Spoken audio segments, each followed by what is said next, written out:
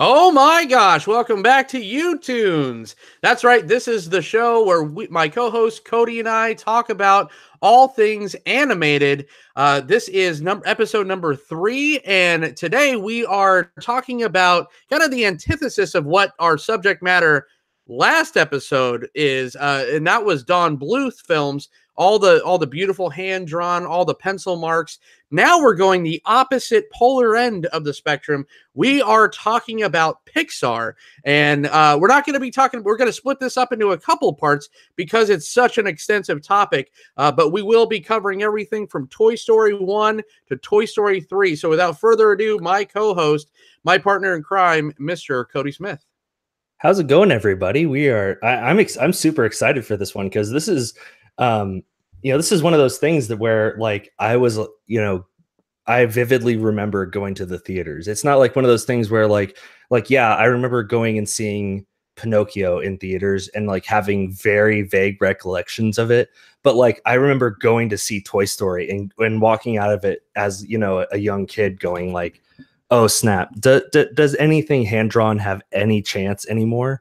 And so it'll be really cool to talk about it and review it, having some distance from basically animated features as a whole, and just kind of, like I said, talking about it and seeing where they are now. Absolutely. And like you said, I love everything that, like, I was brought up in the Disney house. My sister worked at Disney. We were at Disneyland constantly. So I had quite the affection for classic Disney film and classically drawn animation like Don Bluth, like we discussed before. But like Kody said, you go in as a child, and off the top of my head, you have the year Toy Story was released? Yeah, let me actually sorry to put you on the spot, but yeah, it's like you think about that as a child walking in and seeing Toy Story for the first time, it completely changes your tune. And yes, I still love hand-drawn animation very much, but it was such an awe-inspiring event when you went in there as a younger kid and saw Woody and Buzz and the like. And it just kind of changed the game, and we could all thank Pixar for this.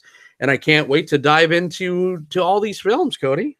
Yeah, so we're going to briefly discuss, the beginnings of Pixar. We only have a little bit to go over, at the beginning of the origins of Pixar, and then there's only really one kind of super controversial thing that we want to discuss pretty early on in Pixar's history. But basically, Pixar was started because George Lucas wanted to get into animation. So Pixar began in 1979, not 1979s. What is that? What is that? There's a couple of them. Yeah.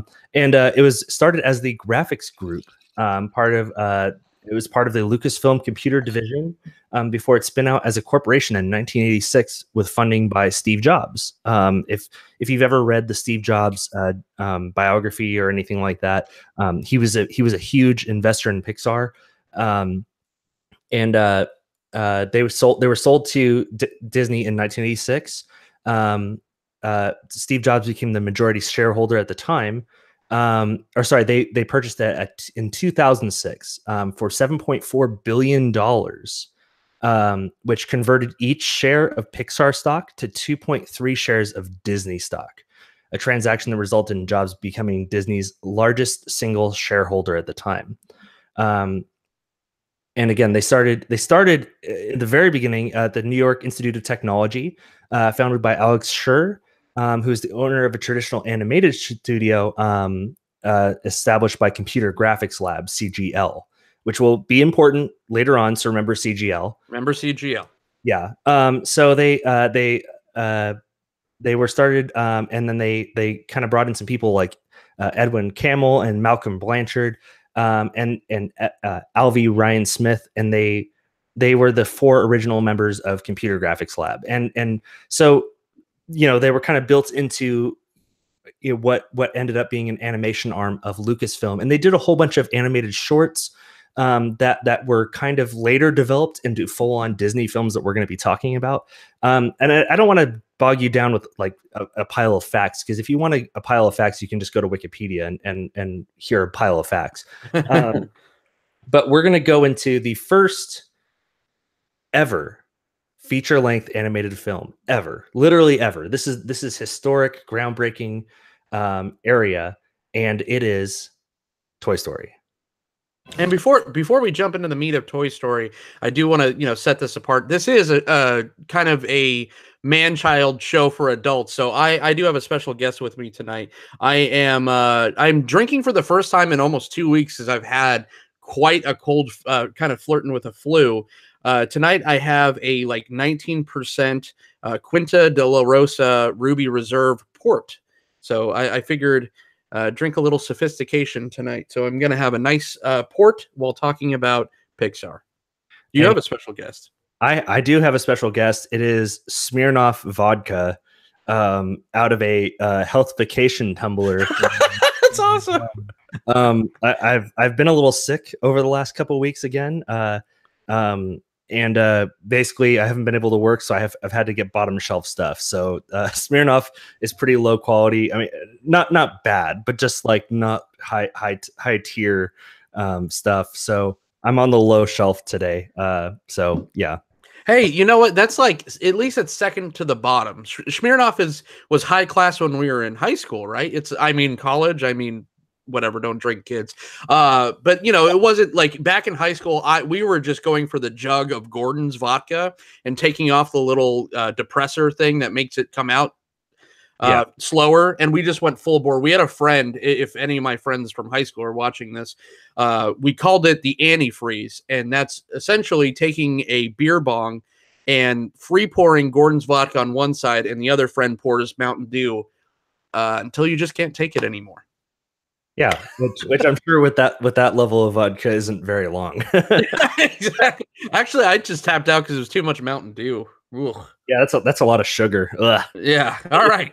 most Pepsi products, if I drink Pepsi with alcohol, like it's a bad time. It's just too much sugar and too much alcohol. It's Didn't Captain Morgan really ruin vanilla Coke for you? Because it sure did ruin it for me. No, the Navy ruined rum for me. I like after enough time away from the United States and drinking different varieties of rum, it's just something I can't even stomach anymore. Yeah, it just tastes so manufactured. I am also on theme tonight. Unlike our Nicktoons show, I actually have a Incredible shirt. It says Dad Bod on it and has Mr. Incredible. It's just the best.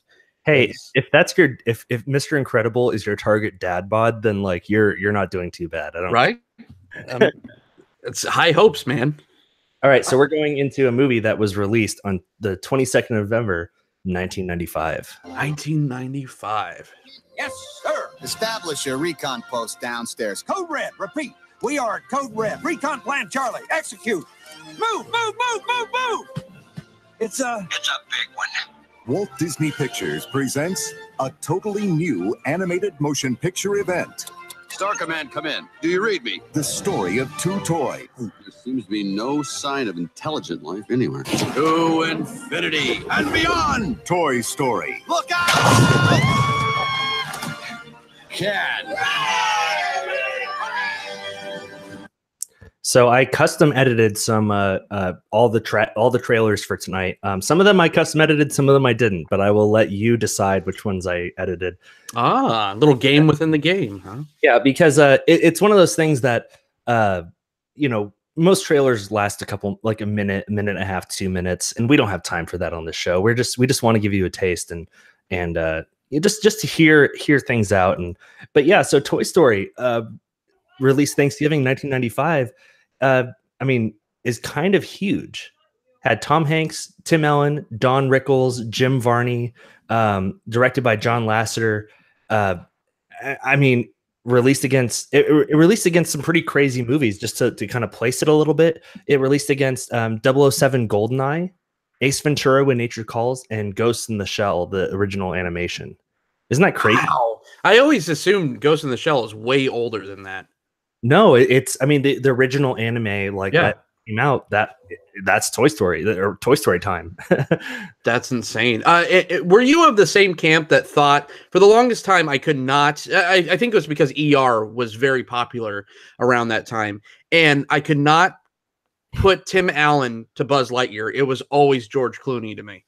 Well, see, like Tim Allen was at his Tim Alleniest like in the early 90s. I mean, that's like the Santa Claus, that's Home Improvement, you know, so like he was a very recognizable name in my house at the time.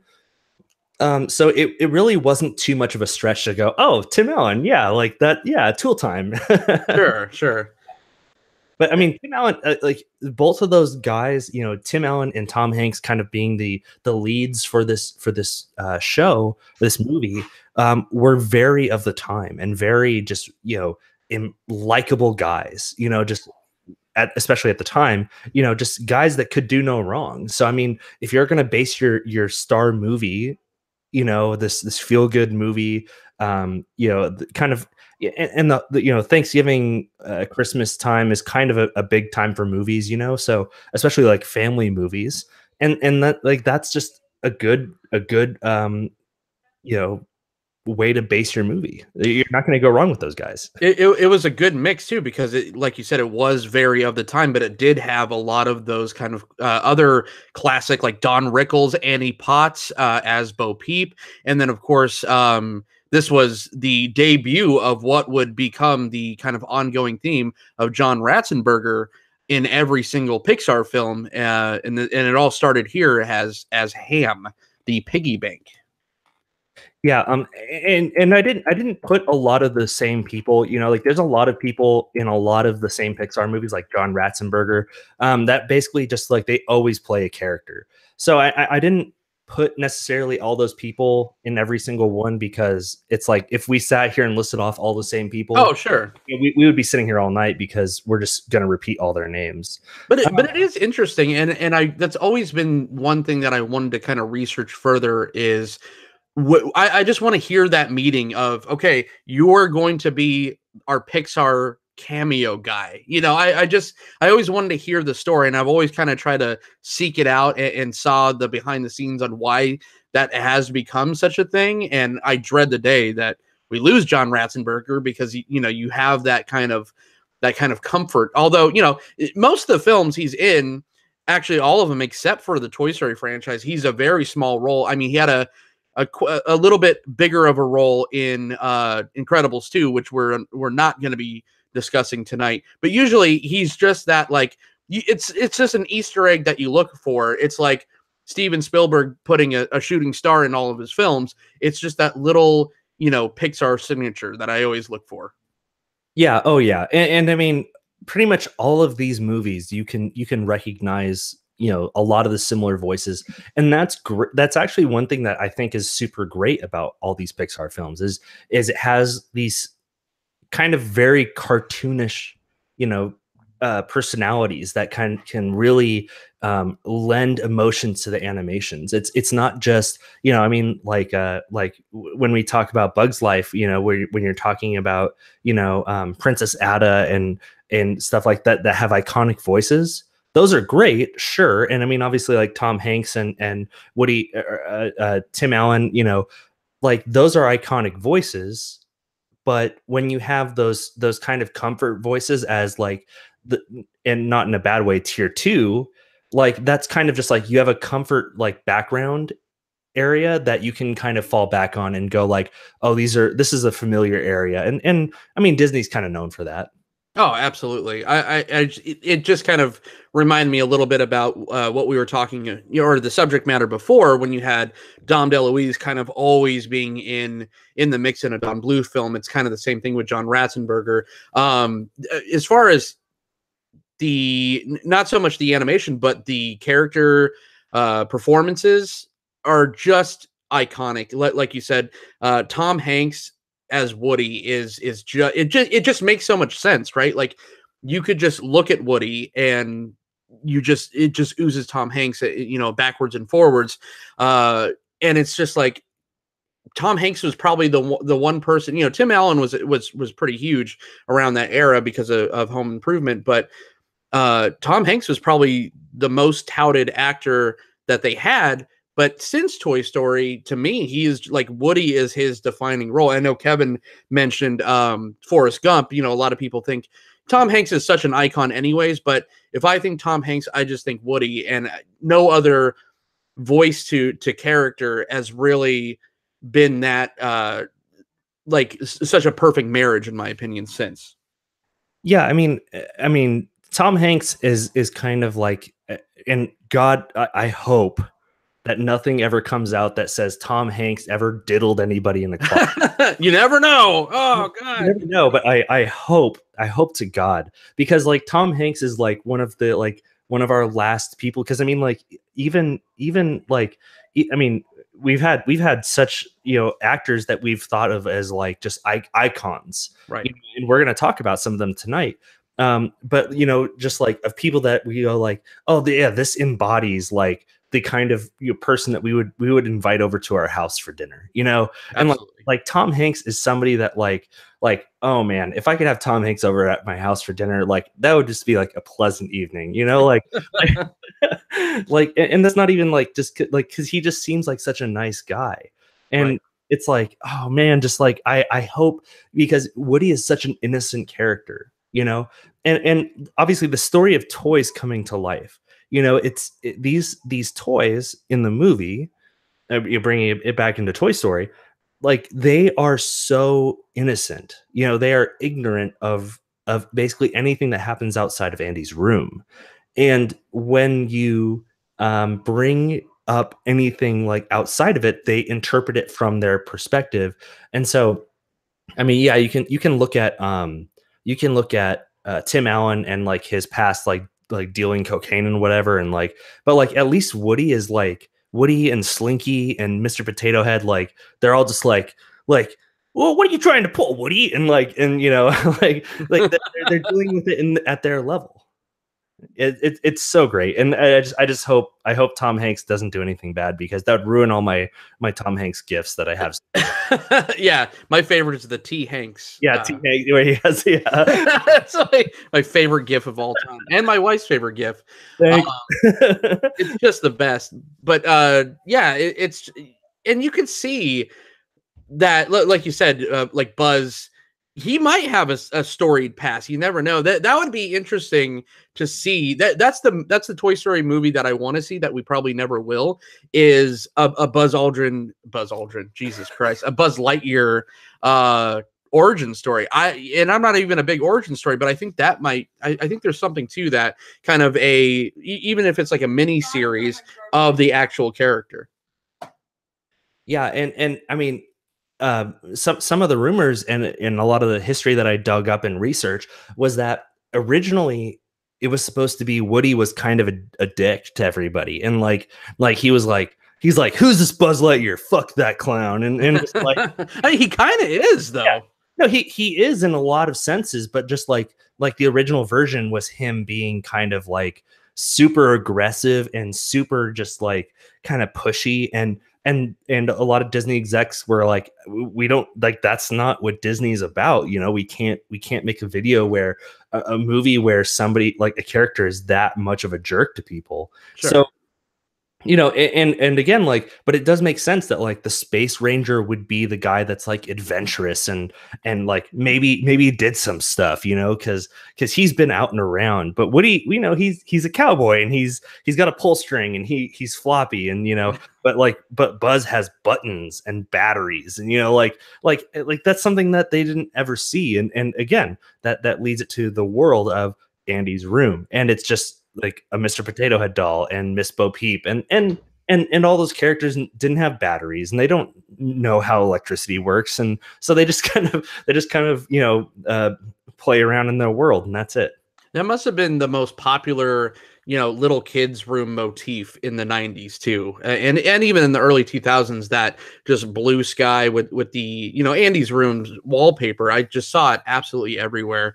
But I mean, Toy Story, to kind of wrap it up, it was just such a shot in the arm to the entire film industry, not just animation, but it was just like, this is what it was, just that kind of aha moment for studios and for everybody, just being like of what was possible, right? It's just like that.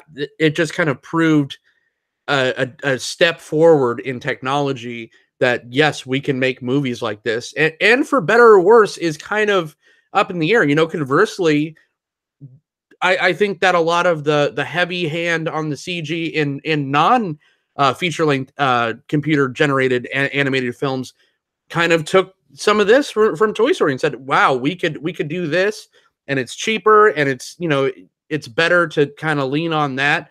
And that's when kind of movies got made from desktops rather than out in the open and having to do practical effects. I think that Pixar is kind of, as much as they trailblaze and they're revolutionary and they changed the game for the better, they might have changed the film industry a little bit for the worse, in my opinion.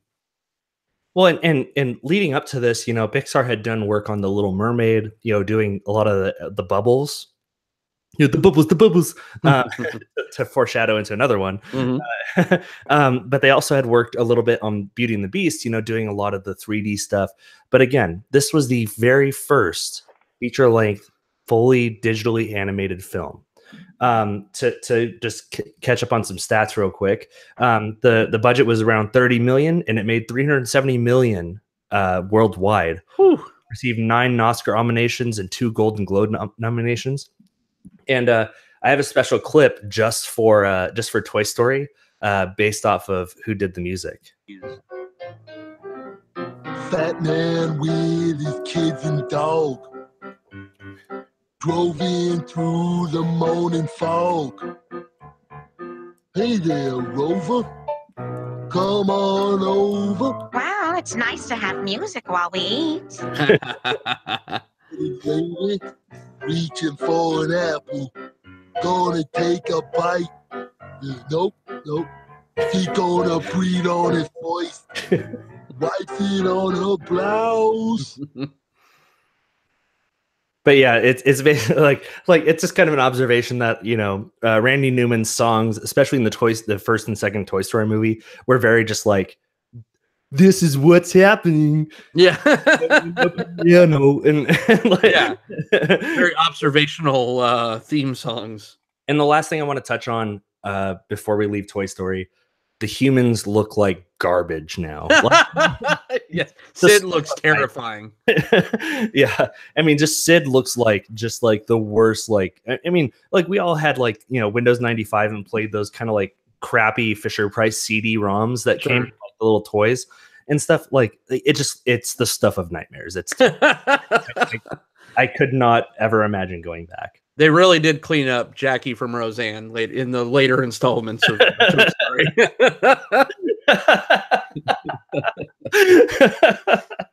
Oh, I wasn't ready for that. The next movie was directed by John Lasseter and Andrew Stanton. Sorry. This I'm gonna say, am I saying that? Have I been saying that name wrong all these years? you have been, because you've been discussing Bug's Life so much in your time. You would be surprised. So actually, there's a little bit of controversy in this one, and this one actually kind of brings up a little bit of the history of animation. So I do want to bring it forward because I do think it's really important. So this is kind of an overview of the situation from MoviePhone.com. So now you might remember that when A Bug's Life came out, there was another similar movie that came out called Ants from DreamWorks SKG. So I want to kind of go over the highlights of the story that kind of happened because of those two movies coming out. So both movies star computer-generated insects. Both battled for box office supremacy. And while these days both movies are hardly remembered aside from their unfortunate fact that they both star widely accused sex offenders, Kevin Spacey in Bug's Life and Woody Allen in Ants. I'm gonna say, don't say Dave Foley. No, not hopefully not. But I mean, so nice. You never know. Yeah. The behind-the-scenes tumult that surrounded their production and release remains as fascinating as ever. See here. A Bug's Life and Ants weren't just conspicuously similar animated features. They were mastheads in a violent battle between warring corporate entities. In 1995, Toy Story was released to a rapturous response, as we already discussed. Not only was it a technological breakthrough, serving as history's very first fully computer animated feature, but it was also an emotionally resonant and artistically sound creative accomplishment. A year before the film hit theaters, a then nascent Pixar started development in its second feature, then called simply Bugs. But in the years since Toy Story's celebrated release, Jeffrey Katzenberg, a top Disney executive who was chiefly responsible for bringing Pixar to Disney, defected, ultimately forming DreamWorks SKG with pals Steven Spielberg and David Geffen. So DreamWorks SKG, if you didn't know, was formed by David Geffen, who is a huge record producer. Geffen Records, yeah. Geffen Records. Steven Spielberg, who is a huge movie director, and never heard of him. Never heard of him. Jeffrey Katzenberg, which is the SKG of DreamWorks SKG. So for those of you who didn't know that, that's the three people who formed DreamWorks SKG, who brought forward kind of DreamWorks animation department that did a lot of the 3D animation like Shrek and How to Train Your Dragon, that sort of thing. By the time Toy Story was in post-production on the Universal lot, DreamWorks had already set up shop nearby, and Toy Story director John Lasseter had stopped by the new office to talk about their follow-up project, Bugs, and get some friendly creative input from his former boss, Jeffrey Katzenberg. A Business Week article from 1998 noted that Lasseter left the meeting with no sense of concern. In Walter Isaacson's Steve Jobs biography, Lasseter said, "I should have been wary. Jeffrey kept asking questions about when it would be released and when was it important." Lasseter had told Katzenberg that Disney and Pixar hoped that Bugs would be released by fall of 1998. This was the same time frame that Katzenberg had the Prince of Egypt, a Pentateuch biblical tale. There's a shout out for John. I have some Jewish knowledge. Yay! L'chaim. Yeah, L'chaim, of the Jewish book of Exodus, called The Prince of Egypt, which was another animated film. I'm sure we'll get to DreamWorks at some point to discuss. Great fucking film. Alert. It's great. That featured a very starry vocal cast. Katzenberg wanted The Prince of Egypt to be a sensation and was notably concerned about going up against Pixar's sophomore feature. So he quietly put a second computer animated project into development, Ants. With the animation being handled by Pacific Data Images, a studio closely associated to Pixar. Supposedly, it was a PDI chief, Carl Rosendahl, who broke the news to Lasseter about the development of Ants. Rosendahl laid it out for Lasseter. DreamWorks had agreed to purchase 40% of PDI so that they could deliver Ants before Bugs Life came out. Basically, Katzenberg offered a deal to Pixar saying that they would cancel production of Ants if Disney would move A Bug's Life away from The Prince of Egypt. Katzenberg talked to Jobs, who was the majority shareholder of Pixar. Jobs didn't budge because he was an asshole and just he would never budge on anything. Right. Katzenberg later denied that those phone calls had ever taken place. Lasseter said the whole idea to draw us into a Bugs versus Bugs war so they get compared to us basically was an idea that the bad guys rarely win in those situations. And Ants did beat A Bug's Life to box office and brought in a respectable 90 million domestic, 81 million foreign. But A Bug's Life came in a few weeks later, did 163 million domestic, another 200 million worldwide. So basically just squashed Ants, into the ground. And I'm sure you remember seeing those two films kind of competing side by side, John. It was kind of the same thing. A lot of that era, because remember that was the Armageddon and Deep Impact. There was all that stuff, yeah. And then Ant Bully came along and squashed both of it. No, that movie was just the worst. But terrible movie. It's not good. Yeah, it's of course I remember that. I didn't see Ants in the theater. Ants is kind of underrated. It does have some charm to it. It looks actually pretty great, and the animation holds up today. I think one of my favorite insect computer generated animated films is what is it called? Oh, B Movie with Jerry Seinfeld. That's a great film. But no, but A Bug's Life. Oh my God. I think this is kind of that's a joke for my Between Two Ferns fans. Oh, minus movie, right? Yeah. Sorry, I didn't mean to interrupt. No, you're good. Yeah, but A Bug's Life is, I think, the unsung film, the Pixar film. You know, it was popular back in the day, but I think it's probably. I feel like this movie and like Ratatouille kind of get, you know, kind of pushed under the rug. Maybe Wall-E a little bit too, but A Bug's Life was riveting, right? I mean, this was, talk about heady themes for a child movie.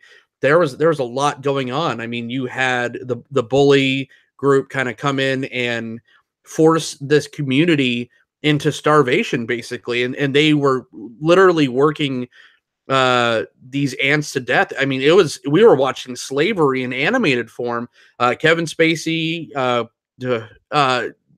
but again, you can't take it away. What a great performance as Hopper. My favorite scene is the cantina scene in this. The grasshoppers kind of chilling in that Mexican sombrero, and they have just like all the food that they want, that they could ever need. They have no reason to go back and extort these ants. But you know, he just had such this megalomaniac idealism, where he just had to make sure that was always going to happen, that he could always kind of rely on having these ants, you know, harvest food for them, because, you know, what's easier than having someone else do something else, or, you know, harvest for you. You know, you don't even have to find your own food just because you're bigger and badder. I also liked that there was that one, I think he was called, it wasn't Hopper, but there was that one kind of feral grasshopper that he was just like, I don't know if that was a play on like mental illness or something, but it was just it's Thumper, and Thumper. It's, yeah, and it's like they had him like on a leash, and yeah, he was like foaming and at the mouth and like isn't it? Yeah, no, I know what you mean. He's like a dog, but he's one of them, so you have to assume that he's just like the mentally ill one that they just kind of let loose as just like this horrible like nightmare fuel kind of bug. And then you have I don't recall his name, but he's in everything. He later on stars in like Inside Out as Bing Bong, as the kind of grasshopper with a conscience. He's kind of the fat one. He's great. That character is fantastic. So this movie starred Dave Foley as Flick, Kevin Spacey as Hopper, Julia Louis-Dreyfus as Ada, Phyllis Diller as the Queen, Richard Kind as Molt. I think that's who you're talking about, Richard Kind. Yes. Dennis Leary as Francis, Bonnie Hunt as Rosie, and Brad Garrett as Dim, the brother from How I Met, or Everybody Loves Raymond. Hi, yes. Raymond. That guy. Yeah, I can do that voice for about 5 seconds. That was a great 5 seconds, though. I was lucky to get that. That's 2 seconds. But let me play my special cut of the trailer. I'm desperate! I couldn't tell! A Pixar Animation Studios film. This was not supposed to happen. Squish 'em. Squish 'em. An epic. I think I'm going to vet myself. Okay. Of miniature proportions. Rain! We don't serve grasshoppers. For the colony and for oppressed bugs everywhere! Hello there, girly bug. Shoo fly, don't bother me. Coming to theaters this Thanksgiving. Yeah, and again, another Thanksgiving release. Again, kind of hitting that like between Thanksgiving and Christmas, kind of being like more of a family-oriented, film release area. Released against Velvet Goldmine, The Waterboy, and the Rugrats movie, which we discussed on our Nicktoons episode. Yeah. It had a budget of 120 million, raked in 363 million in the box office, won an Oscar, and it had a Golden Globe nomination. I don't even like that. I mean, the one thing that it had was in Disneyland, well, more appropriately California Adventures. It had a Bug's Life land, and it had this great 3D theater that you would go in and you'd sit there, and it was like an attraction. You'd watch a 3D Bug's Life adventure, I'm sorry, it wasn't even 3D. The movie was in 3D, but it was a 4D experience because things are happening to you. You're getting puffs of water and air, and it feels like things are crawling under your seat. It was so much fun, and it was that one kind of homage that they cared about this film, and then they just kind of cleaned it out recently to build something else, and it just sucks because, like I said, it's A Bug's Life. I think it's very intelligent. It's very adult themed in a way where children can consume it. But again, they just kind of just like, oh, well, it had its run. Hope you liked it. But now on to something newer and flashier. So I don't like the way Disney kind of treated A Bug's Life. So now, actually, again, to discuss the California Adventure Bug's Life attraction, this actually was released 6 months before the movie came out at the Disney World location at the Tree of Life in the Disney World Park. So you could actually see that short film before the movie came out 6 months before in the 90s.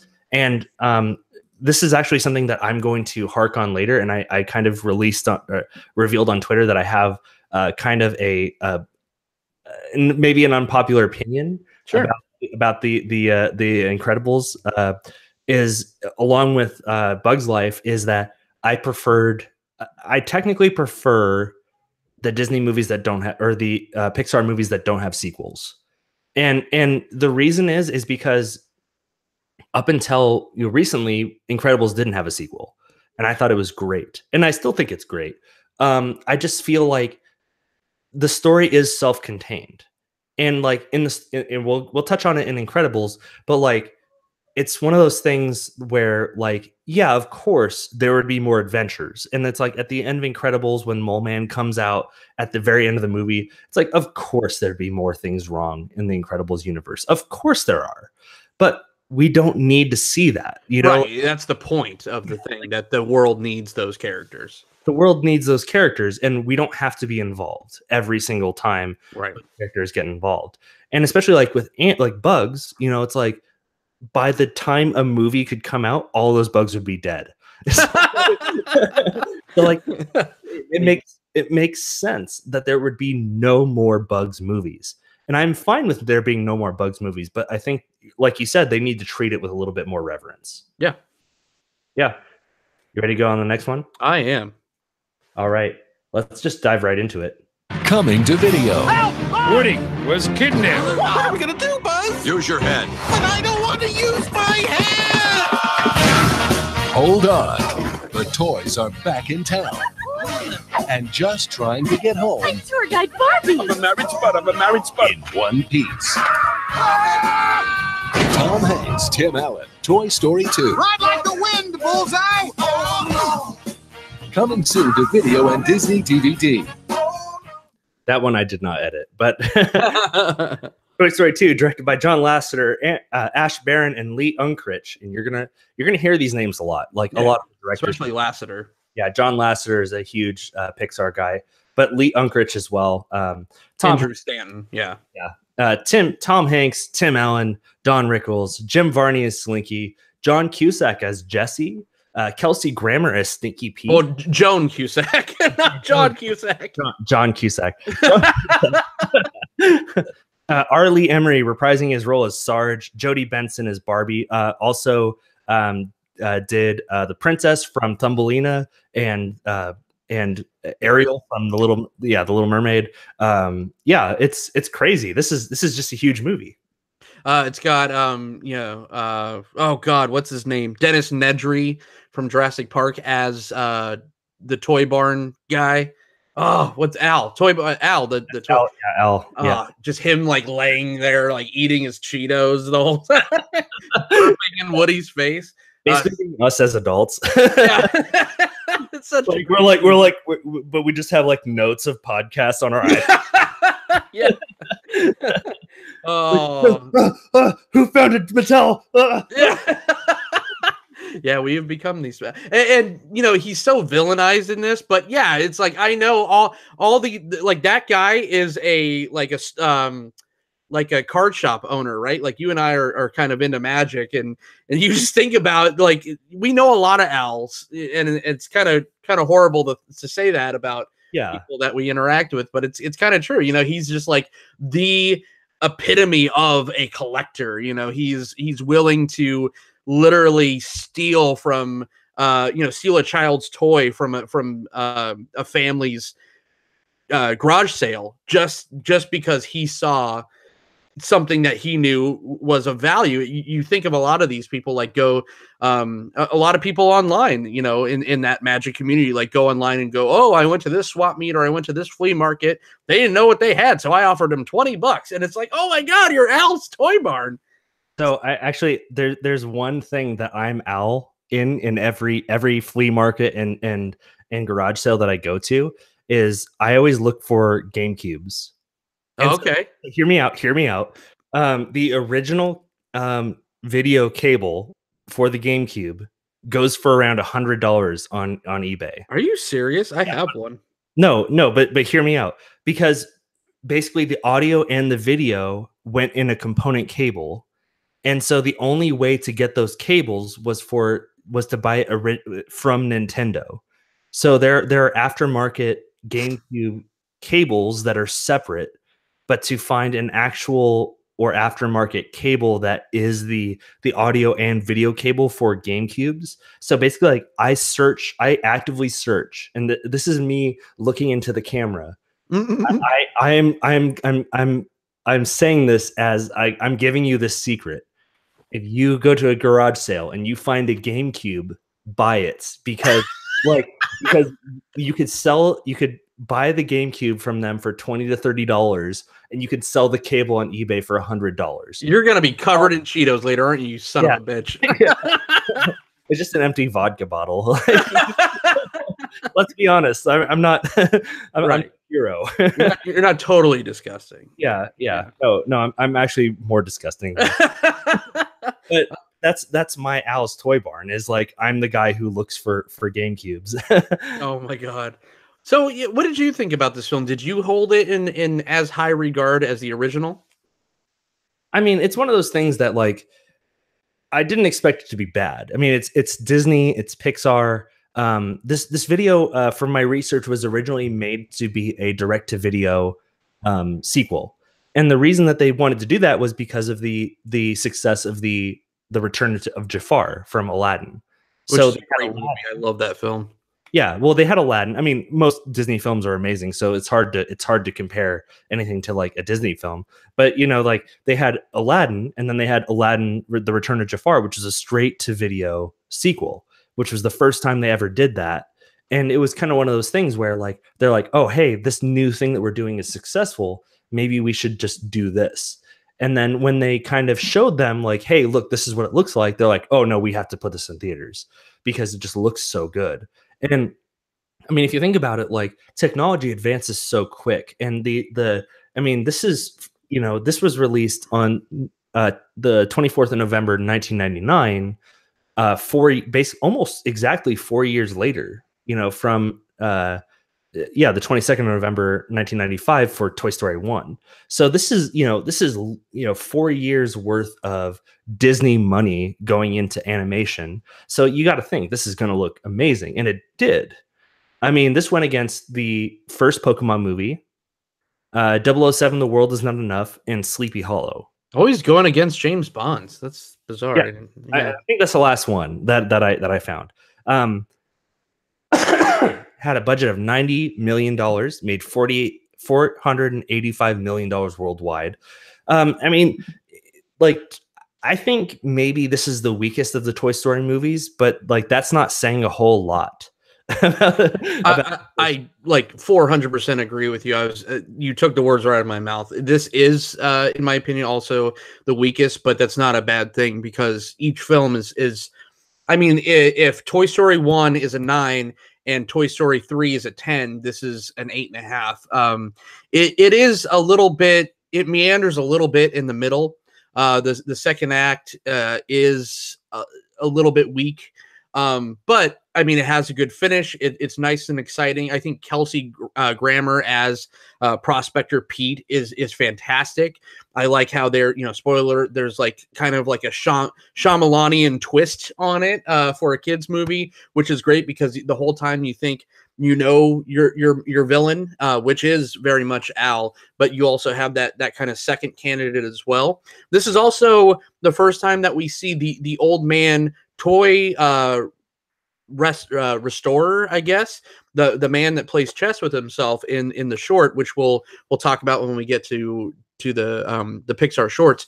But he comes in and he's just fantastic, and he's just he's viewed as this like hollowed person that walks in the door, and he's very good at what he does. He restores Woody and stitches him up, and then just for Al to just push him, push this poor old man, like that was one of those, that scene to me was like one of the most shocking scenes ever, because if you and like blink and you miss it, but go back and watch this film, and after the old man kind of restores Woody, Al just like violently shoves this like 90-year-old man across the room, and he's like, oh, it's just like new. But I'm like, oh my god, and you never see the toy guy again. I'm like, oh, I don't know, I hope he made it.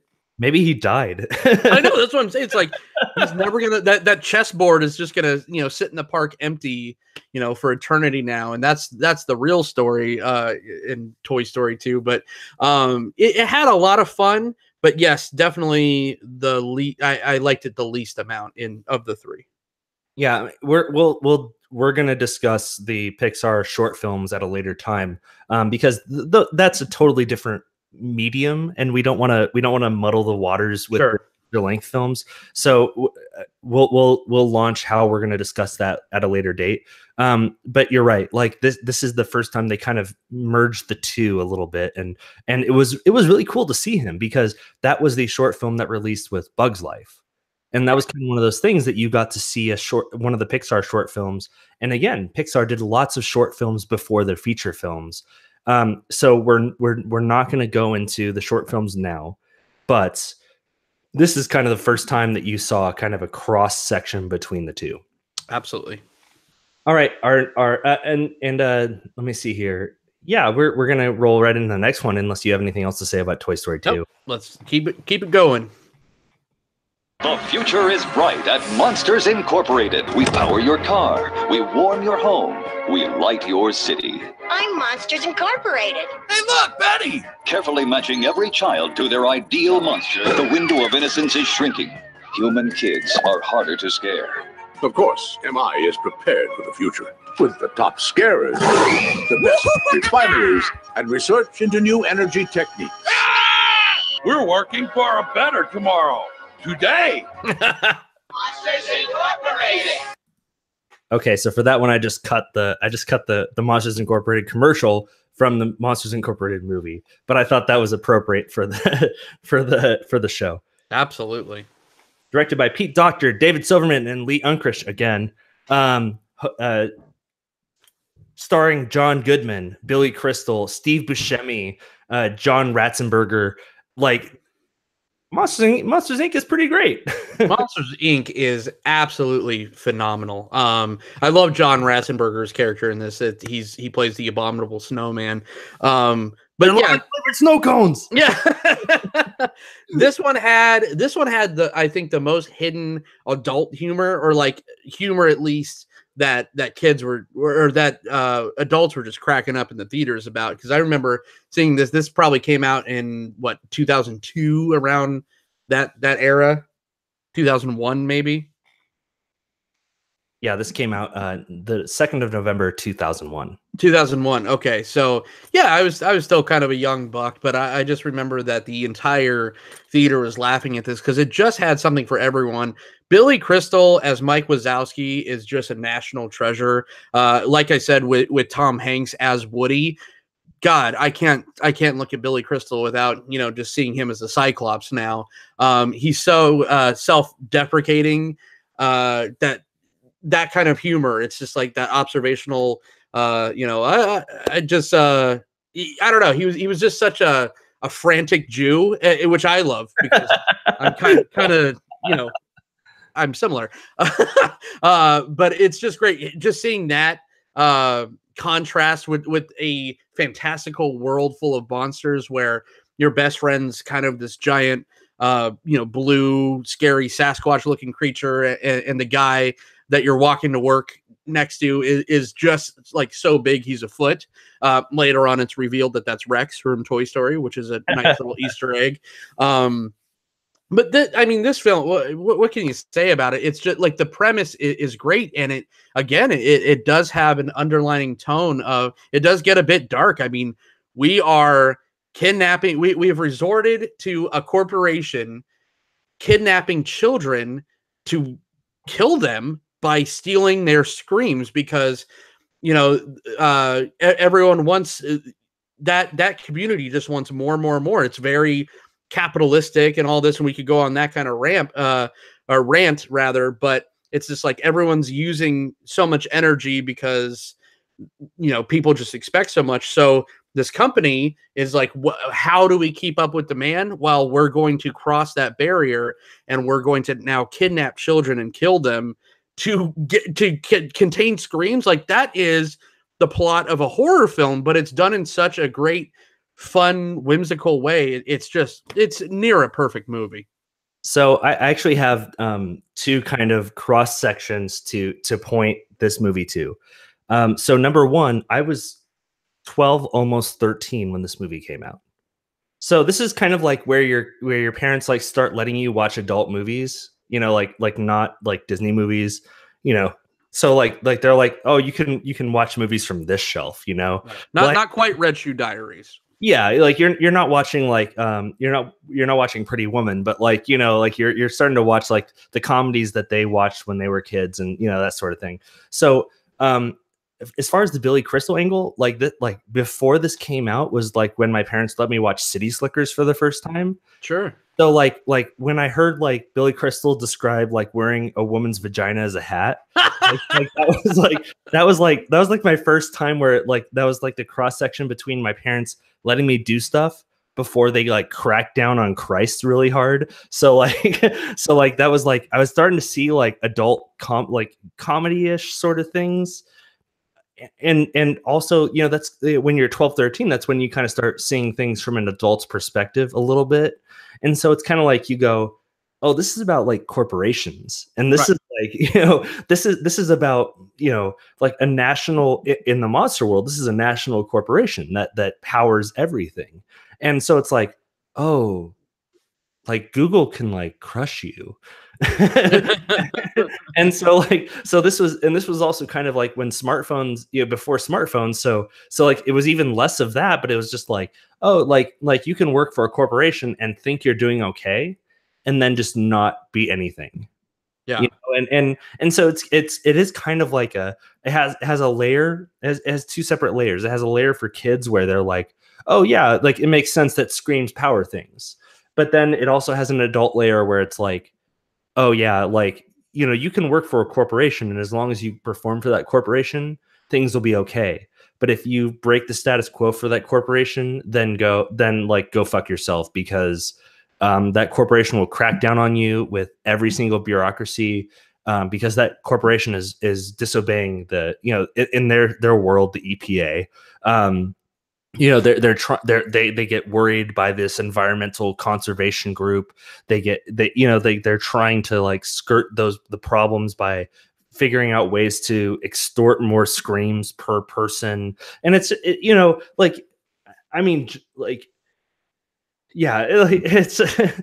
it's kind of depressing to talk about almost. It is. Once you kind of take off the pretty package of it, it's like I said, it's absolutely terrifying. But you're totally nail on the head right there, where this is, when you're 12, 10, 11, 12, 13 even, that's when you start, I remember watching Friends and Seinfeld and all that, when I was at a young age, and I would see my older sisters laughing, and I'd see my parents laughing, of course. and I'd be enjoying the time, but you don't quite get those kind of adult jokes. And this is the perfect bridge to kind of get you there, because they wrote it for children, but they also wrote it for adults.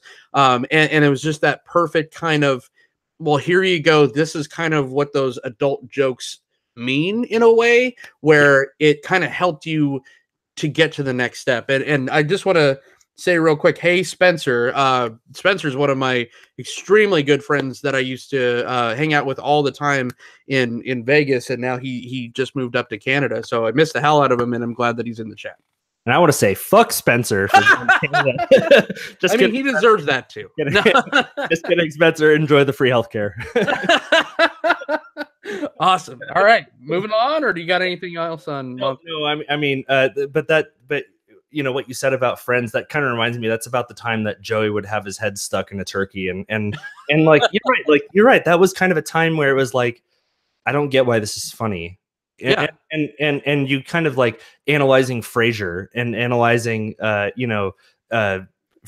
and that 70s show and that sort of thing, and going like, why do my parents and older siblings find this funny? And I mean, I was the oldest sibling, so I didn't have that problem, but like, you know, when you look into like, why do adults find this funny, and you kind of start watching things more carefully, because you're a sophisticated 12 to 15-year-old now, and you have to figure out what's going on, you know, in the subtext.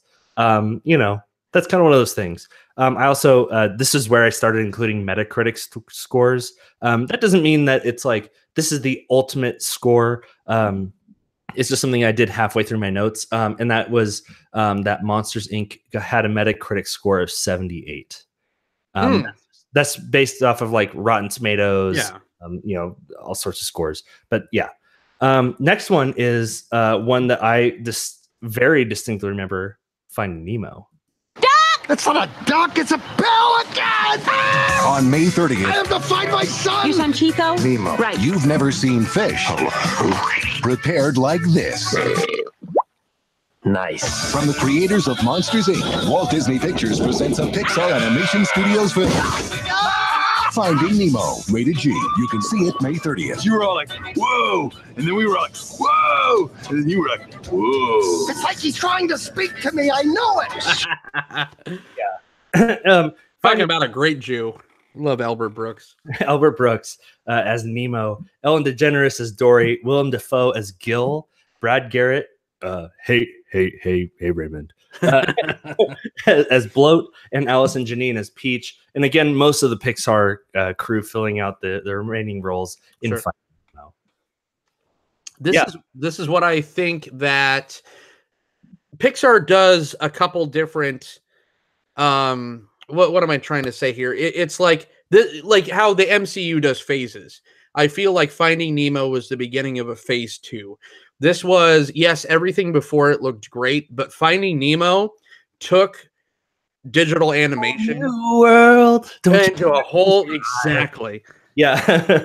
No, and like Finding Nemo, like, to me also with the voice talent, and this is something that, like, you know, you can see with Toy Story and Bug's Life, and I mean, with one exception with Bug's Life, it's kind of one of those defining things where, like, with Sony Animation and with DreamWorks, it kind of seems like they pick voice actors that are of the time. You know what I mean?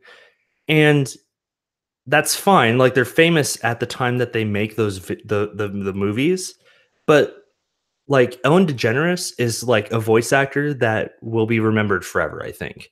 You know what I mean? And like Willem Dafoe and, you know, Albert Brooks, like those are all like standout voice actors and actors in their own right. You know, I mean, they're these people aren't just voice actors.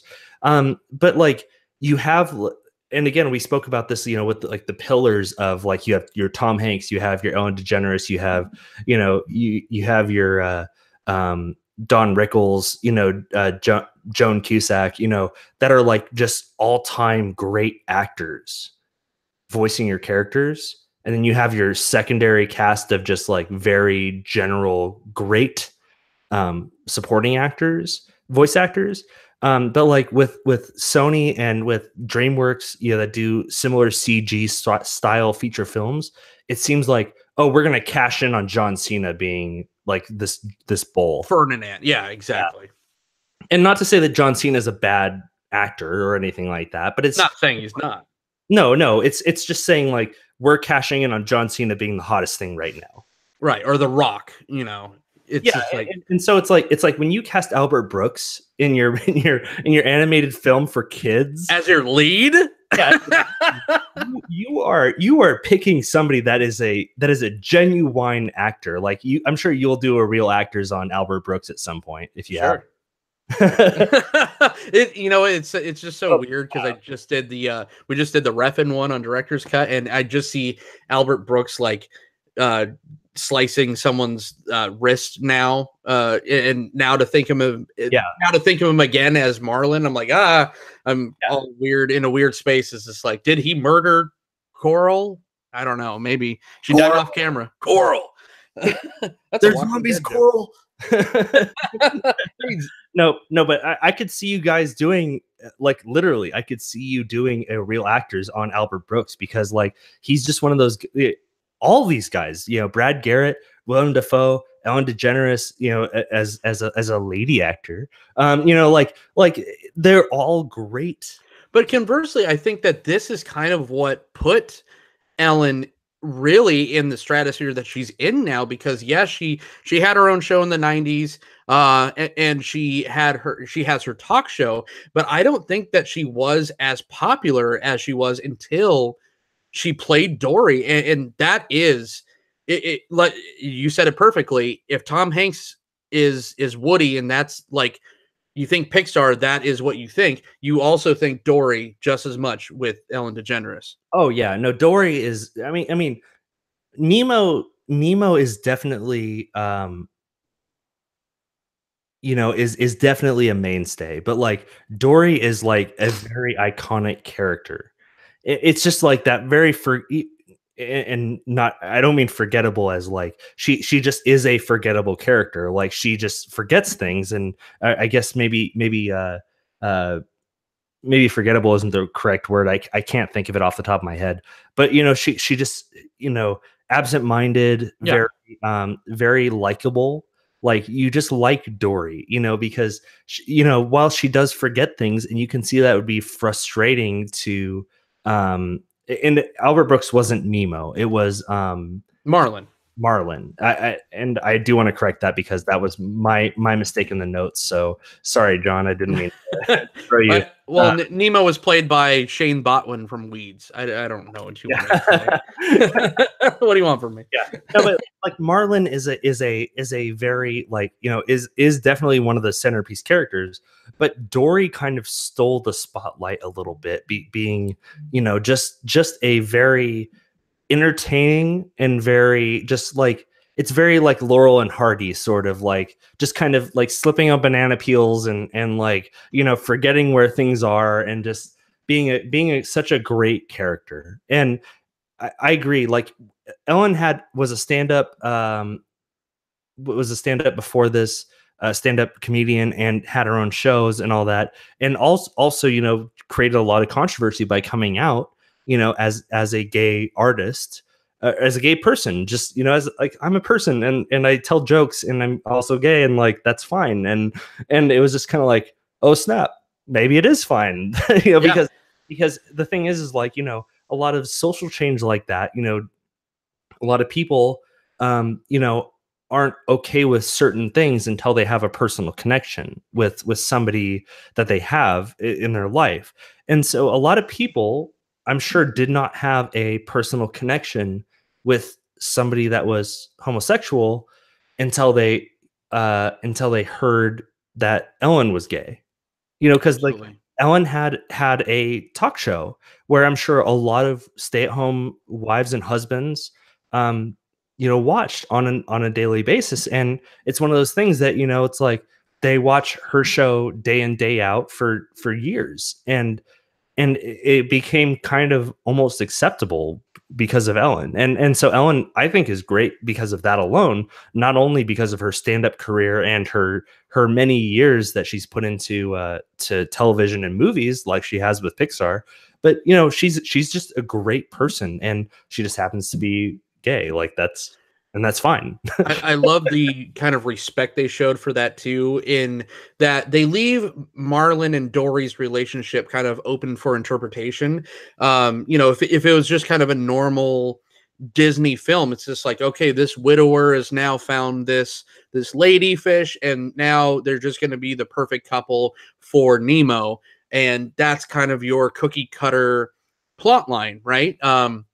But it's not. I mean, even in the next film, Finding Dory, you never, yes, you know, Dory and Marlon and, you know, throw Nemo in there too. They very much love each other, but it's not necessarily ever portrayed as a romantic relationship, which I think is great because, you know, not everything has to be just because you have a boy fish and a lady fish. Doesn't mean that they have to fall in love to make your movie good. And I like that they treated the audience with that kind of respect. And especially, like you said, if people didn't have that kind of representation, they kind of do in the Dory character, because it is open. You know, if you just go in there and you want to, you very much can go in there and just be like, oh yeah, they're together, they're married, whatever. But everything is so off screen that it's very up in the air. But it doesn't matter because love is love, and that's how they kind of treat each other as this little family unit. Yeah, no, I totally agree. Like, I mean, it's one of those things that, you know, like, again, I grew up in a very conservative Christian home, and this was kind of before Ellen was like very widely known as gay. And so like my parents weren't super against this film. You know, I'm sure they would have been if they had known how openly gay Ellen was. And that, like, I put this out as it's not a bad thing that she's gay, but my parents are very conservative and religious, so they have certain objections to it, and that they're entitled to their opinion. But you're right. Like, it makes it so that, like, you know what, like, a guy and a girl can be friends and not be forced into romantic entanglement for the convenience of the story. Yeah, for the sake of the narrative. It's just they're just very affectionate, as friends can be, as whatever, you know, there's no label there, which is great. But that's kind of the moral of the entire story, right? It's like you have the same kind of you have the same thing going on with the sharks. You know, the sharks on this movie's all about breaking down barriers and breaking down face values, which I, now watching through an adult's eyes with children of my own, I appreciate the hell out of, because yes, on the surface, you see these sharks, they're big and they're scary. And yes, there's that fun action set piece with, you know, him kind of smelling the blood and going nuts again. But that's almost like a thing dealing with addiction as well. I mean, there are so many layers. You talk about layers. There's so many layers to this film, that it's the whole moral of Finding Nemo and even Finding Dory later on that we'll talk about is, you know, don't judge a book by its cover, because you never know. You know, the whole thing with Nemo being handicapped, you know, his own father takes him for granted and doesn't believe that he can accomplish what a normal child, a normal fish can accomplish. And the entire, it takes him getting kidnapped and going on this crazy life altering thing to kind of prove his father wrong and to prove himself. So they're like, on surface value for the kids, for my 4-year-old, for my 6-year-old, it is eye candy. It's an eyegasm. It's beautiful still to this day to look at. Like I said, this was kind of phase 2 for Pixar, where they, you know, watching featurettes about Finding Nemo, they actually scaled back the realism of the water. Even though the water looks very real, they scaled it back. It could have looked more real, so it still looked animated. So they were breaking ground on this visually, but tonally, this thing is just a masterpiece. And I'm sure both of us as fathers can relate to it a little bit. You know, like the moment you know your kid is gone, it's like, fuck, like what happened? Right. I lose one of my 8 million children in the store for 2 seconds. I'm like, oh my God. Yeah. This won an Oscar for Best Animated Film, Best Animated Feature for that year. Had a Metacritic score of 90. Now the next movie is a little bit different, has a little bit different tone, and I think it's one of our fan favorites. Mr. Incredible, we need your help.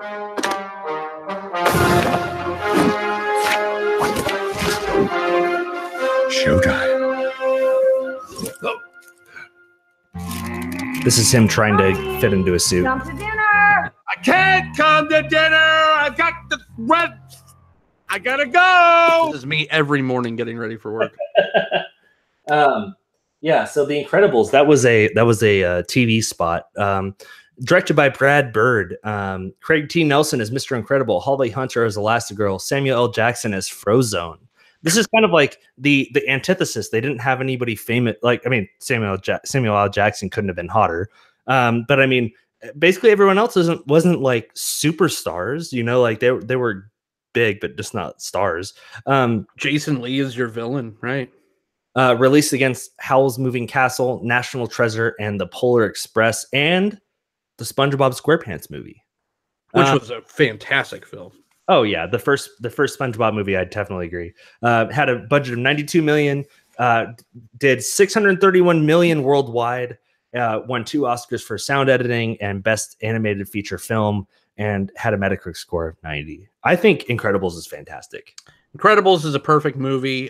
Brad Bird is a fantastic film director, not just animated film director, fantastic film director. Brad Bird went on to do Mission Impossible. Yeah. There's a lot of port that just went in now and down the gullet. But he is a fantastic. This man knows how to direct action.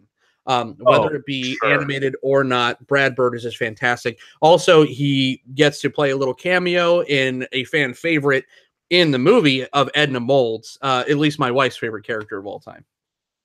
Yeah, I mean, if Tom Cruise picks you to direct one of his films, like, you have to be doing something right. And what's funny is, like, Incredibles was his major film debut, and then he went to do Mission Impossible. Like what? That's how good of an action film Incredibles is. No, like, I agree, and this is, you have to remember, Incredibles is before the superhero hype. You know, like, you have a bunch of superheroes behind you right now, and like, this is before superheroes were a thing. You know, Incredibles was, I think, like, the only superhero movie that mattered in its time, and it wasn't featuring any superheroes that anybody knew about. Like, nobody knew who the Incredibles were, and nobody gave a shit. Like, but like, when it happened, obviously it did gangbusters and was super great. And again, I haven't seen Incredibles 2, but it's one of those movies that I think could have been left alone, and it was well respected, unlike Bug's Life was. You will love Incredibles 2, is what I'll say. Because I kind of had the same feeling, and then I saw it, and I'm just like, nailed it. Perfect. But this film, it was just, again, really adult themes in it. This is the only Pixar movie that people actually died in. I mean, these henchmen that are going after this family are blowing up and really dying. I think this is the only one that received a PG rating, where the rest of the Pixar films received a G rating because of the violence. I mean, this is true action. This is true violence, real stakes, people dying. The best Fantastic Four movie that ever happened, we're ever going to get. Because yes, the characters are very generic, but it's not about that. It's just a superhero movie. So what do you need? You got to check off the boxes. You have your Mr. Fantastic in Elastigirl. You have your thing in Mr. Incredible, and then you have Invisible Woman and the Flash, or Quicksilver, whatever tickles your fancy. And it wasn't about, like, movies like X-Men or something like that, where they just have to come up with new and inventive ways for things to have superpowers. This is not that at all. This is just about fitting in and being different, and this is very much about diversity, and it's just I feel like Frozone's a little wasted in this one, but I'll give you a little tidbit that he gets his time to shine in the second. Where's my super suit? My wife and I will do that. She's standing right next to me. Her and I will sit there and laugh about that all the time because we're like, "Yep, we're Frozone and Frozone's wife." Just like, oh yeah, my wife loves that part. It's the best. Yeah, I mean, Incredibles is crazy good. I have nothing bad to say about Incredibles. It got a Metacritic score of 90. So I think it did incredible. I mean, the budget was 92 million. It did 631 million. Overall. But yeah, it's just super great. Straight up the most adult Pixar film out of the entire catalog, I think, even to this day. Yes, there is, you always deal with loss and stuff like that, but in Pixar films and in Disney films, you usually have the whole, the one parent dying or both parents dying, and it's that kind of overcoming and growth. But this film, like I said, it's just like literally murders happening, and again, corporations. It's like, we can't, the government can't afford you to keep us safe anymore because you're causing too much collateral damage, which, Man of Steel would steal later on, a couple, 10 years later after this film was made, way ahead of its time. It probably is my favorite Pixar film. Yeah, but I mean, it makes you aware of like social issues, like obviously like the invention of trains obviously adds to different social issues that weren't a problem before that, and then the advent of the car and internet, and those are all different things that people have to deal with that people didn't have to deal with before. So it's like, okay, and then we also have kind of a very overly litigious society now. I'm sure if you've ever watched the news for longer than 3 seconds, you've seen that. So this kind of sees that in a semi-realistic cartoon tone. How are we doing on time, John? Are we doing okay? I think we got time for about one more, unfortunately, and we'll save the rest for more parts, because like Kody said, we're definitely going to be doing a complete episode just on the shorts, but we are also going to have to kind of wrap up from wherever we leave off tonight to whatever is current. And I think the latest Pixar film that came out is Coco. Maybe it's not Coco, because I think that's just a Disney animated. Incredibles 2 was the last one. Oh, okay. Yeah. Incredibles 2. So. Yeah, no, we have more time to go into more depth, into more of the Pixar films, and they're all great. So we're not like, we're not going to hurt for content anytime soon, I don't think. No. Pixar keeps making movies. But the last one is one that I have an interesting connection with. And that is a really I think kind of the most of its time pieces that Pixar's ever done. And like we discussed, like how they usually pick artists that are kind of timeless, like Woody Allen, Tim Allen, and Ellen DeGeneres. But I think this one was kind of the most of its time that it will ever be. California, here I come! Faster than fast, quicker than quick. I am lightning.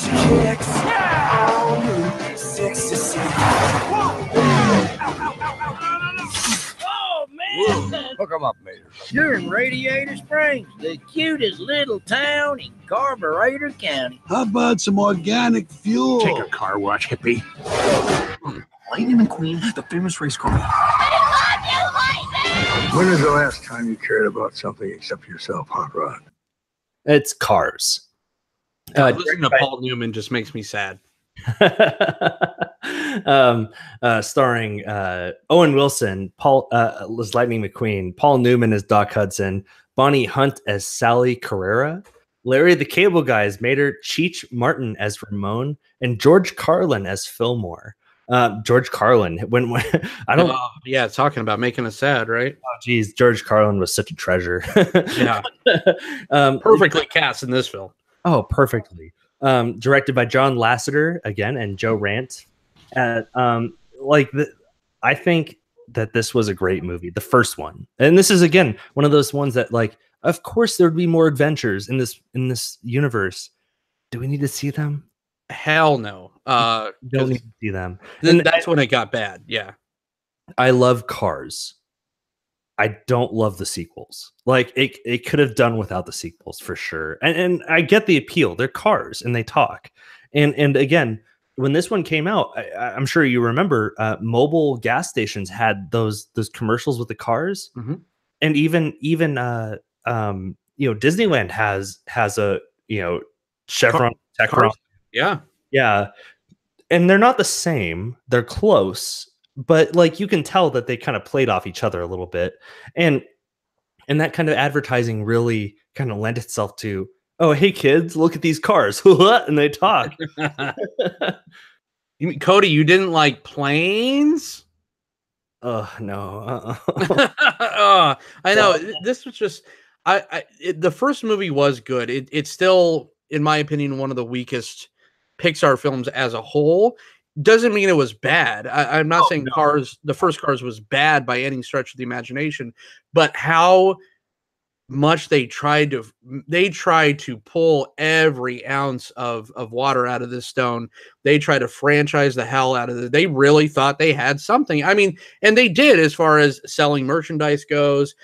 Cars is very, very popular with younger children. Everyone wants to be Lightning McQueen, this hot shot, kind of thrown in this kind of, Hills Have Eyes type of environment, at least in his mind it is. There's a lot of fun to be had. Just Larry the Cable Guy is just insufferable, though. And like, I think, like, I mean, everybody knows somebody like that in their hometown, right? Like, everybody has that guy that's lived there their entire life and they're never going to leave and they've never left, and just they're insufferably part of that place. And that's fine. Like, there's a time and place for that person, and that time and place is that place.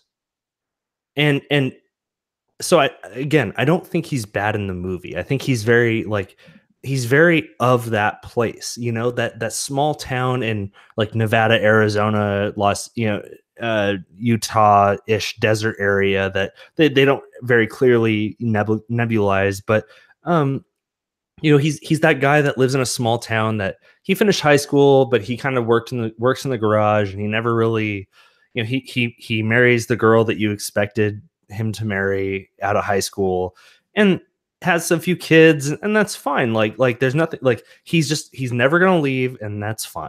I'll give you that. I'll give you that if this just ended, and I think that's kind of the moral of what you were saying. If this just ended here, I think the character of Mater would have been fine, even with some shorts. Because, and again, we're not going to go too much into it, but the Cars universe did spawn a couple of shorts in their own, Pixar shorts, and they were actually pretty funny and pretty entertaining, and just kind of like buddy, of Lightning McQueen and Mater little escapades, there's some enjoyment to be had. If that just stopped there, I think Cars 2 just ruin the character going forward and retrospectively of Mater to me, because I thought it was just such a misfire plot wise with Cars 2 that it just completely made me sick of that character as a whole. And again, after I got out of high school and I moved away from my mom's house, I went and lived with my dad in a little town called Acton, California. Shout out to Acton, California. It's an unincorporated city. And it's literally in the Mojave Desert. It's 2,000 feet above sea level. So it's one of those places where it's like 110 in the middle of the day and then like 40 degrees at night. Is that by Tehachapi or Bakersfield? It's just south of Bakersfield. So oh my God, we used to live like right next to each other.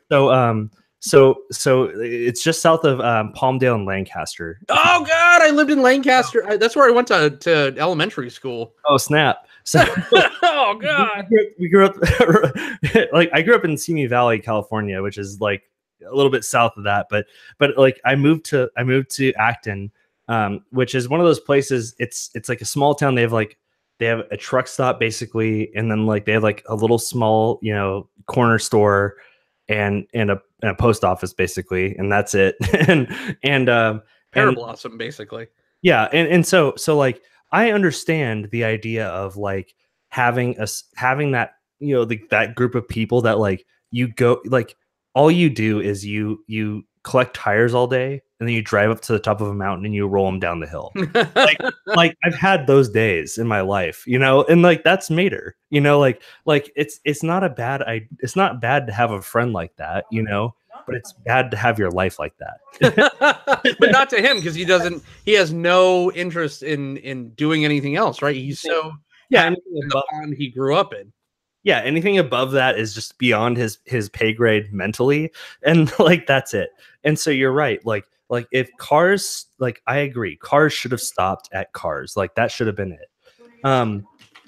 This released against The Devil Wears Prada, Fast and the Furious Tokyo Drift, and Nacho Libre. It cost 120 to make, made 217 million, and has a Metacritic score of 73. So again, kind of on the lower edge of Pixar films.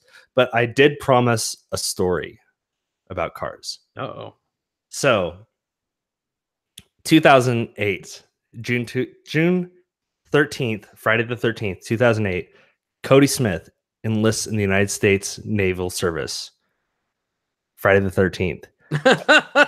So, man, I go through boot camp. I go through Naval Hospital Corps School in Illinois, and I show up January 22nd, the day after my birthday, at Naval Hospital Guam, in the middle of the Pacific Ocean. And my first class petty officer picks me up, and he gets me a room and everything. You know, he gets me a room in the barracks, which was so at Naval Hospital Guam. Shout out to anybody at Naval Hospital Guam. It's a great place. I love Guam. All four of them are watching right now. No, there's yeah, of cartoon enthusiasts in Guam. You know, basically, the hospital housing in Guam is basically family housing that they converted into duplexes for single sailors. So basically, they have 2 people per duplex. So I got my room in the duplex, and my first class, he was my second class petty officer, HM2 Pacquiao, Pacleb, HM2 Pacleb. He's gone further than that, but hey, HM2, he told me, he's like, I'm gonna give you 2 weeks before I inspect your room. He's like, I'm in charge of inspecting all the rooms for the barracks, but I'm gonna give you 2 weeks before I inspect your room, so that way like you can get shit, you know, like sheets and whatever. Sure.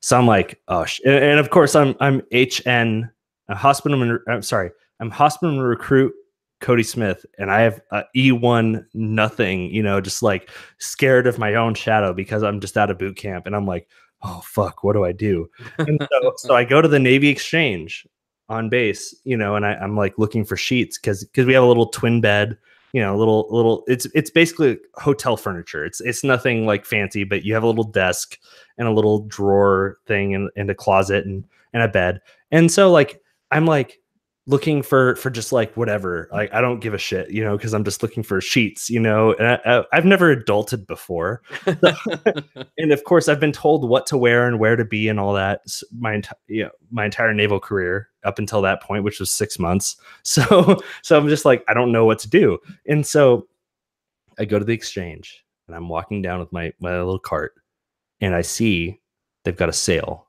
on all Disney bedroom kits. I was waiting for the tie-in here. And lo and behold, they had a full set of Cars bed sheets and a bedside lamp and shower curtain holders. Was it the cone, the traffic cone? Yeah, they were like little shower rings that you could put your little shower curtain. And I had a 3D Lightning McQueen pillow. Yeah, you did. And a desk lamp and curtains for my bedroom. And so I just did my entire room in Cars. And I told him before he went in, I said, I really like Cars.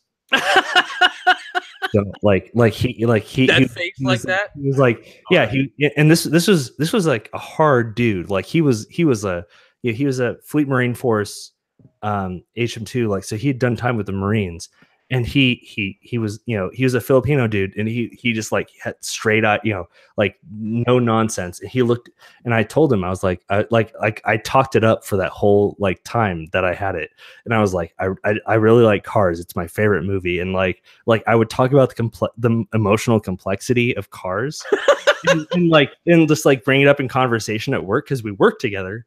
And so like I would just like bring it up, and I'd be like, it was like that time in Cars when Lightning McQueen finally figured out that he wasn't that different from the residents of Radiator Springs, and he didn't believe me, and he came in. So he left one day. So on Friday we wore our dress, our working whites. So it was like, so were you fucking with him the whole time, or were you like legit like, hey, no, I was to you about this? Yeah, I was pretending like this is my life. Like I love Cars. and so on Friday, this was before like the peanut butter and jellies. Like if you're in the Navy and you remember, you know how they have the PB&Js right now. This was when we had working whites and working blues, and they were seasonal. So like during the winter and spring, you'd wear the winter and fall, you'd wear the working whites, and in the fall, you'd wear Johnny Cash's, which was long sleeve shirts with the black tie, and it was buttoned up. And in the winter and fall, you would wear short sleeves, but it was all white. So your pants were white and your shoes were white and your shirt was white, and it was just all white all the time.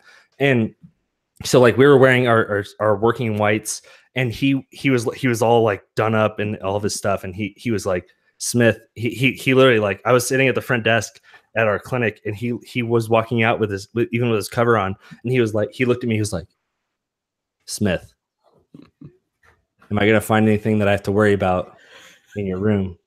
And I said, no, petty officer. He came back and he was dead silent. He wouldn't look me in the eye, and just like the rest of the day, he would not talk to me. He would, if he ever talked to me, he would avert his eyes. It really freaked him out. and so like I was like, what the fuck happened? So 5 o'clock, 1600 rolls around on Friday, and I go back to my room, and my bed is flipped over. My dresser is turned over on its side. And I have a paper on my floor that just has a giant F written on it. And I failed my room inspection. What? Because everything was neatly made. Like I literally, like, I cleaned everything, and it was neatly made with Cars bed sheets and a Cars comforter and a Cars pillowcase and a Cars 3D pillow on top of my bed. And just like everything was like, and I failed my room inspection because I had Cars bed sheets, and I had a Cars themed bedroom, and Cars not shades, but like a little boutonniere around my window. Sure, yeah. Like, yeah, I had the whole thing. So was that against the rules? No, it's not against the rules, but it's just weird. I was a 20-year-old man. I was a 20-year-old man, and I had Cars bed sheets. And I thought it was the funniest shit because like I fucked my first girlfriend on those Cars sheets. Like it was just a weird existence to live in. Oh, man. Little did they know you would go on to have an podcast about animation. To be Al from Al's Toy Barn. Now I'm a podcasting expert. Oh man! Wow. Well, yeah, we absolutely have to end on that because there is no way that. No. How do you follow that up? Well, I do have a special cameo. Spider-Man, can you swing in real quick? What? We have a special guest. Actual Spider-Man is here. Come on in, Spider-Man. Come on, Spider-Man. After you talked about your ex-girlfriend on the bedsheet, but my ex-wife. Oh. Even better. Come on in, Spider-Man. Come on, Spider-Man. Okay, I guess Spider-Man's shy for the first time in his life. Oh, there we go. Oh, snap. Oh, he's doing a jiggle. Come on, there's a Spider-Man for the audience. Wow, I never knew that Spider-Man was this shy. But coming out, the Spider-Man Universe movie. I know. I mean, this is. I wanted to ask him about that because we know what we saw, in Yeah. Infinity War, and so I kind of wanted to ask him about it. We should do a Bandcamp. Oh, there's Spider-Man again. Yeah. Oh snap! Spidey Universe. What's up, Spidey? Spider-Man. You have a very pointy chin. All right. We should do a Bandcamp Spider-Man Universe movie commentary. I think that would be something that we can do. Yeah, I absolutely. It would be a lot of fun, I think. Yeah. All right. Well, that is our episode on Pixar. That's in review part 1. Sorry that we didn't get to all the ones that we promised you, ladies and gentlemen, but that's just more incentive to come back because we get to pick it up from, I want to say, Ratatouille. Yeah, Ratatouille. You're right. Oh man, we didn't even get to the one that's on the thumbnail. What false advertising is that? But this is always a blast, sir. My fantastic man-child co-host, my fellow man-child co-host, Mr. Kody Smith. Where can everyone find you? I am at not Kody Smith on Twitter and Facebook and basically everywhere you could find me. I also host a Merfolk podcast about Magic the Gathering. It's called Fish and a Merfolk Podcast. You can find us at FishcastMTG, at Patreon at patreon.com/FishcastMTG, which also pays for the hosting for this podcast. So if you would like to find the audio version of this podcast to listen on your commute to work or wherever you cutting your onions while you're preparing dinner, you can find us on Spreaker, on the Google Play podcast app, and we're working on the iTunes and all that fun stuff. Stitcher as well, right? Yeah, Stitcher Radio.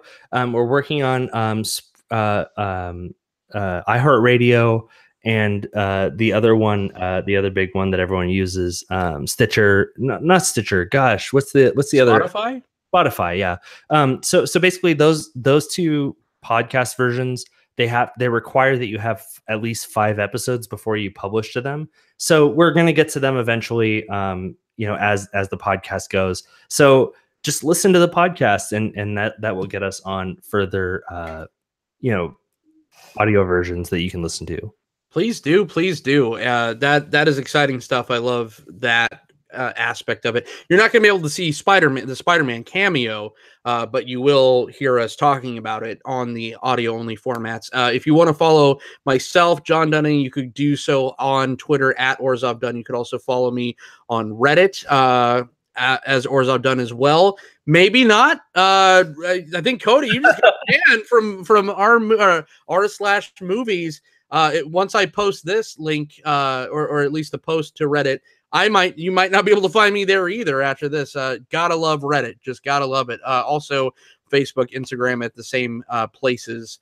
But yeah, until next time, do we have a cute little sign off for this? The regular stuff. Smashing. Nice. See you next time, folks. Yes, sir. Establish a recon post downstairs. Code Red. Woody, play us out.